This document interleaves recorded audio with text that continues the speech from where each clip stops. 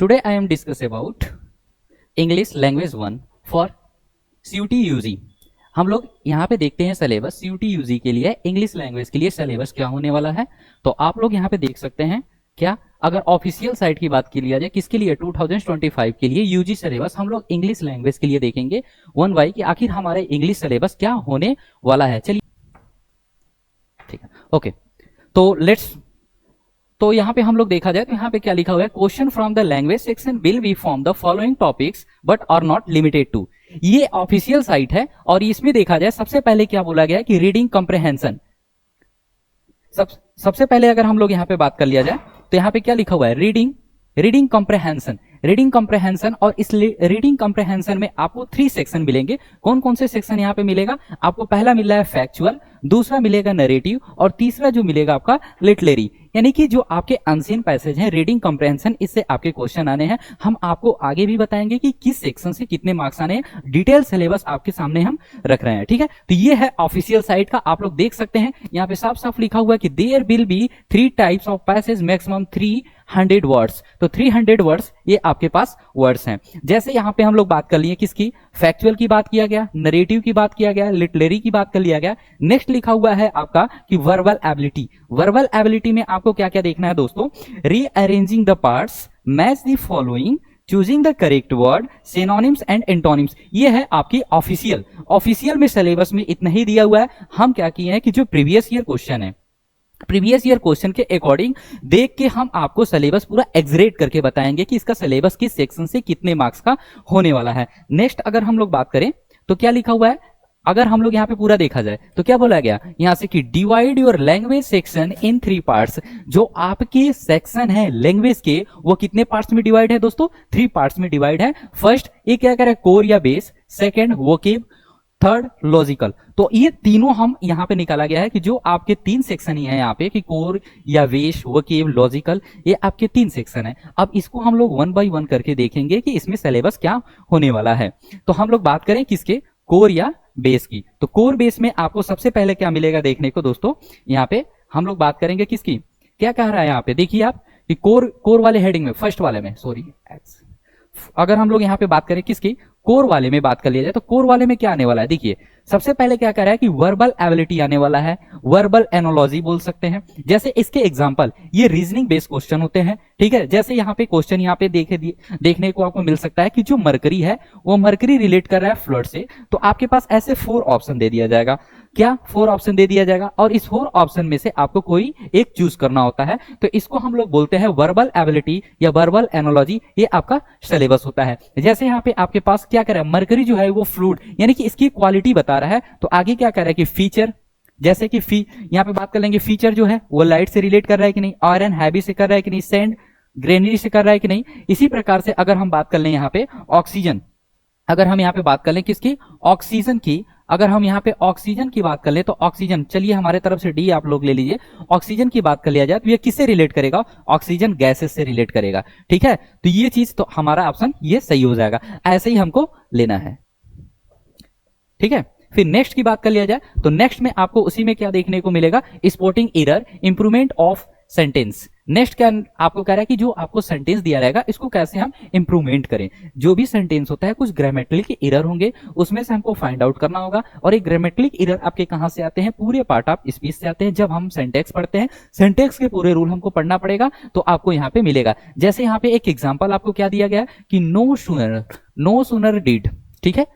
Example हम बता रहे हैं कि कैसे आपको फाइंड आउट करना है, क्या कि no sooner did she saw a snake, ये सेक्शन नंबर यहाँ पे ए हो गया, आप ए हो गया। फिर कह रहे हैं कि सी सॉ अ स्नेक, ये बी हो गया आपका। Then she ran away with fear from there, ठीक है।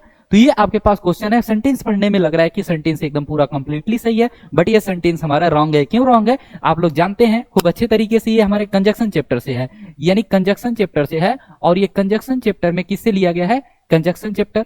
आगे क्या करना है, इसमें गलत कहां पे है, एरर कहां पे है, एरर हमको फाइंड आउट करना है। आप लोग जानते हैं हेल्पिंग वर्ब डिड, क्या है, डिड, हेल्पिंग वर्ब डिड। और डिड के साथ आप क्या यूज करते हैं, एमबी की फर्स्ट फॉर्म यूज करते हैं। बट यहाँ पे क्या दिया हुआ है, सा दिया हुआ है। सा ना होके क्या होना चाहिए था, यहाँ पे सी होना चाहिए था। कंजक्शन में भी पूछा जाता है, यहाँ पे कंजक्शन दे देगा क्या, वेन भी दे सकता है कंजक्शन, ठीक है, तो कंजक्शन यहाँ पे रॉन्ग हो जाएगा, तो आपको ये विशेष बात ध्यान देनी है। ठीक है, नेक्स्ट क्या इस टाइप का क्वेश्चन पूछेगा आपको कि चूजिंग द करेक्ट वर्ड, जो आपका करेक्ट वर्ड है उसको हमें क्या करना होगा, चूज करना होगा। करेक्ट वर्ड क्या करना होगा, चूज करना होगा। ठीक है, तो हम लोग इसके बारे में बात कर लेते हैं कि आखिर ये चूज करेक्ट वर्ड कहां से आता है। ठीक है, देखिए आप लोग, तो यहां पे हम बात कर लें कि चूजिंग द करेक्ट वर्ड, जो हमारा करेक्ट वर्ड है इसको हम कैसे चूज करते हैं। देखिए फर्स्ट में क्या कह रहा है कि आपके पास 4 ऑप्शन दे दिया जाएगा, इस ऑप्शन में से कोई ना कोई एक क्या होगा, करेक्ट होगा। ठीक है, चलिए जैसे बात कर लीजिए ग्रामर, अब ग्रामर की स्पेलिंग पूछा गया तो आपके पास 4, यहाँ पे जी लगा लीजिएगा आप लोग। ग्रामर की 4 दे दिया गया, क्या, GRAMMER। ठीक है, ई होता ही नहीं है ग्रामर में। ठीक है, फिर उसके बाद क्या कर रहा है बच्चों कि यह GU दे दिया, ये भी नहीं है, तो आपका करेक्ट ऑप्शन क्या हो जाएगा, ये। ठीक, कि ये। ठीक है, तो आपको ऐसे क्या मिलेगा, चूजिंग द करेक्ट वर्ड। तो यानी ग्रामर की स्पेलिंग क्या होती है, GRAMMAR। तो ये ग्रामर की आपकी क्या हो गई, स्पेलिंग हो गई। ठीक है, तो ऐसे चूजिंग द करेक्ट, जरूरी नहीं है कि ये पूछेगा, इससे रिलेटेड बहुत से ऐसे वर्ड्स हैं जो एरर में पूछे जाते हैं। नेक्स्ट क्या बोला गया आपको, वोकेब। वोकेब में क्या कह रहा है, वोकेब में क्या क्या आने वाला है आपके एग्जाम में। देखिए सबसे पहले अगर हम लोग बात कर लें किसकी, तो सिनोनिम्स। तो सिनोनिम्स में आप सभी को पता है सिनोनिम्स में क्या होता है कि नियरेस्ट वर्ड, जैसे एग्जांपल बात कर दिया गया अबेंडन का क्या होता है, फॉरसेक मींस त्यागना। ठीक है, तो ये क्या है आपका, जैसे अबेंडन दे देगा, आपके पास 4 ऑप्शन रहेंगे, उस 4 ऑप्शन में से कोई एक ऑप्शन चूज करना होता है। ठीक है, जैसे ये चीज कर लिया गया। अब जैसे मान लिया आपसे सिनोनिम्स हम पूछ दें किसकी, फोरकास्ट की। फोरकास्ट की मतलब होता क्या है, पूर्वानुमान लगाना। ठीक है, ये चीजें तो ये आपके क्या है, सिनोनिम्स है। नेक्स्ट अगर बात कर लिया जाए यहाँ पे किसकी, एंटोनिम्स की, तो एंटोनिम्स मींस क्या होते हैं, अपोजिट वर्ड। ये भी आपको विशेष बात याद रखनी है, ये जो हाईलाइटेड चैप्टर होते हैं, क्या पूछा गया आपको, अपोजिट वर्ड। ठीक है, जैसे एग्जांपल एक्स्ट्रावेजेंट मींस क्या होता है कि बहुत ज्यादा खर्चीला, आवश्यकता से अधिक जो खर्च करने वाला होता है उसको एक्स्ट्रावेजेंट बोलते हैं। तो इसका अपोजिट क्या हो जाएगा, इसका अपोजिट क्या हो जाएगा, कंजूस, जिसको हम लोग माइजरी बोलते हैं। ठीक है, यहाँ पे ये चीज समझ आ गई होगी आप लोग को। ठीक है, तो ये हम लोग कोर वाले सेक्शन में देख रहे हैं। फिर नेक्स्ट यहाँ पे क्या बोला गया, एंटोनिम्स। ठीक है, सेम चीज। फिर उसके बाद नेक्स्ट क्या कर रहा है, वन वर्ड सब्स्टिट्यूशंस। यहाँ पे वन वर्ड के बारे में बात किया जाएगा। ठीक है, यहाँ पे हम लोग बात कर लें किसके बारे में, वन वर्ड सब्स्टिट्यूशंस के बारे में। तो यह वन वर्ड आपका सब्स्टिट्यूशंस के बारे में भी बात कर लिया जाए। यहाँ से क्वेश्चन आने हैं, क्या एग्जाम में आपके क्वेश्चन आने हैं, कैसे, किस टाइप्स के आने हैं। जैसे एग्जाम्पल देख लिया जाए, वर्ड क्या लिखा है, words inscribed on a tomb ना, कह रहे words inscribed on a tomb, यानी जो कब्र पे लिखे गए शब्द होते हैं उसको हम लोग क्या बोलते हैं, तो उसको बोला जाता है एपिटॉफ। ठीक है, चलिए ये सब हमारे क्या है, वन वर्ड। और आपको क्या है, वोकेब, अगर हम बात कर लें वोकेब की, वोकेब कैसे आपको प्रिपेयर करना है,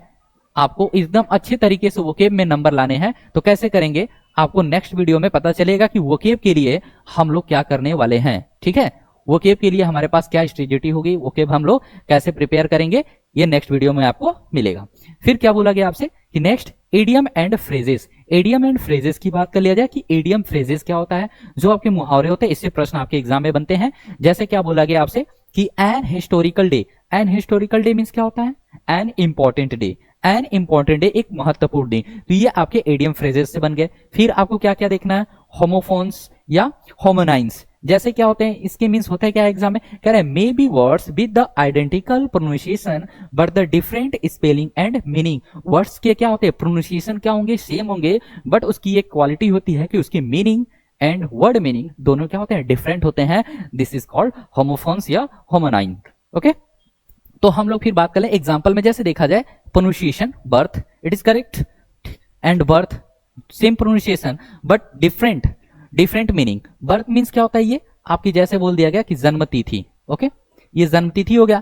यहाँ इस बर्थ का मतलब क्या होता है, जैसे कि कोई भी आप ट्रेवल सीट करते हैं, ट्रेवल्स के लिए बात करें, जैसे हवाई जहाज या ट्रेन में रिजर्व की गई सीट को बर्थ बोला जाता है। ठीक है, तो प्रोनाउंसिएशन क्या हो गया, दोनों के एक हो गए, बट मीनिंग और वर्ड मीनिंग क्या है, डिफरेंट है। ये बात कर लिया गया। नेक्स्ट अगर हम लोग बात कर लिया जाए किसके, यहाँ पे नेक्स्ट, चलिए नेक्स्ट की बात कर लिया जाए, तो नेक्स्ट क्या देखा जाए यहाँ पे कि फॉरेन वर्ड्स, यानी कि आपको फॉरेन वर्ड्स में देखने को मिलेगा कि फॉरेन वर्ड्स में क्या क्या आने वाले हैं। फॉरेन वर्ड्स के बारे में, जैसे इस फॉरेन वर्ड्स की बात कर लिया जाए, तो फॉरेन वर्ड्स में एक एग्जांपल छोटा सा दे दिया, आपसे दे दिया, पूछ दिया जाएगा क्या कि डी फैक्टो मींस होता क्या है, ये लैटिन वर्ड होता है, इसकी मीनिंग क्या होती है, इन प्रैक्टिस, मतलब आप प्रैक्टिस करते हैं। ठीक है, तो ये क्या है, फॉरेन वर्ड्स है। ठीक है, नेक्स्ट की बात कर लिया जाए, 2 सेक्शन देख चुके हैं। पहला सेक्शन क्या देखे थे, कोर या वेस देखे थे, दूसरा सेक्शन वोकेब देखे थे, और जो हमारा तीसरा सेक्शन है, वो तीसरा सेक्शन हम लोग देखने वाले हैं कौन सा, लॉजिकल। जो हमारे पास तीसरा सेक्शन है वो कौन सा है? लॉजिकल। लॉजिकल के अंतर्गत हम क्या क्या देखेंगे, हमारे एग्जाम में क्या क्या आने वाला है।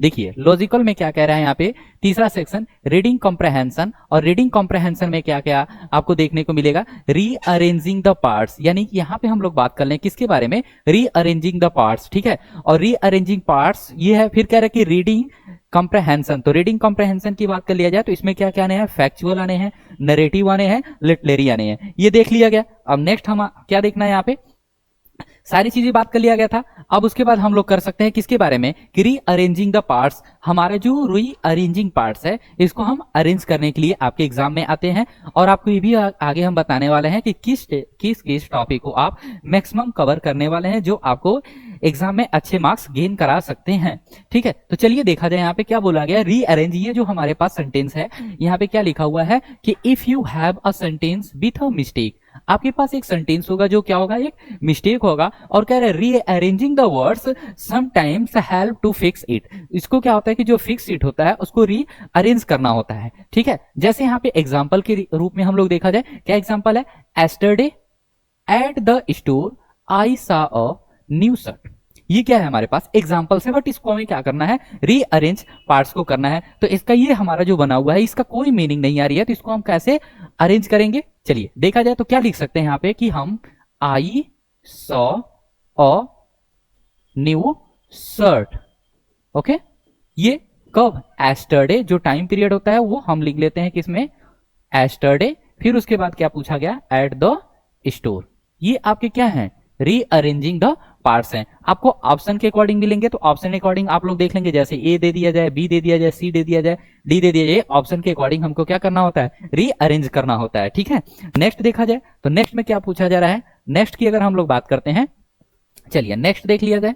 नेक्स्ट में क्या कहा जा रहा है कि अब यहां तो हम लोग तीनों स्लाइड देख लिया गया, आपको क्या करना है कि जो मोस्ट इंपॉर्टेंट अब हम बताने जा रहे हैं, इसको आप लोग को क्या करना है, मैक्सिमम टॉपिक आपको कौन कौन सा कवर करना है। तो देखिए मैक्सिमम टॉपिक हम लोग को कौन कौन सा करना है, मैक्सिमम टॉपिक जो कि आपको नेसेसरी है, करना ही करना पड़ेगा, तभी आप अपने एग्जाम में अच्छे मार्क्स गेन कर पाएंगे। क्या कह रहा है, पहला टेंस, स्पेलिंग मिस्टेक, वोकेब। ये जो है टेंस हो गया, स्पेलिंग मिस्टेक हो गया, वोकेब हो गया, ये आपको क्या एग्जाम में आने हैं, इसमें अभी आपको बताएंगे। फिर उसके बाद antonyms and synonyms, poetic device. ये poetic device means figure of speech, इसकी भी आप लोग को एक क्लास मिल जाएगी, एक वीडियो में आप आइडेंटिफाई कर पाएंगे कि फिगर ऑफ स्पीच कैसे पहचानते हैं, जिसके लिए हम इसका ट्रिक भी बताएंगे आपको, ठीक है। ये चीज one word substitutions, idiom and phrases, voice, rearrangement sentence, preposition, articles, question tag, ये हमारे क्या है, इसके बारे में हम लोग देखना पड़ेगा। ये मैक्सिमम टॉपिक हम लोग को इसको कवर करना है, ठीक है। फिर उसके बाद question tag, phrasal verb, error detection, direct indirect, models, passage, ये आपके क्या है, हाईलाइटेड चैप्टर्स हैं। फिर उसके बाद अगर हम ये इसको करना है, अब नेक्स्ट स्लाइड में हम आपको बताने जा रहे हैं कि किस किस कब। यहाँ पे आप लोग देख सकते हैं CUT/UG English held on 29 May 2024 and 2020 में जो ऑफिशियल पेपर हुआ था किसका, सेकेंड पेपर का, उसके according first shift second shift, ये जिसके अकॉर्डिंग उसी के अकॉर्डिंग हम लोग देखेंगे कि किस किस चैप्टर से कितना मार्क्स आपके एग्जाम में आया हुआ है। तो अगर हम यहाँ पे बात कर लेंगे क्या, number of question in each section and weightage, जो आपके नंबर ऑफ क्वेश्चन होते हैं किसमें, जो प्रत्येक सेक्शन है उसमें, और यहाँ पे जो इसका वेटेज की बात किया जाए कि किन कौन से कितने नंबर के आपके एग्जाम में आने। तो कंप्रहेंशन की बात कर लिया जाए तो आपको 3 कंप्रहेंशन मिलेंगे।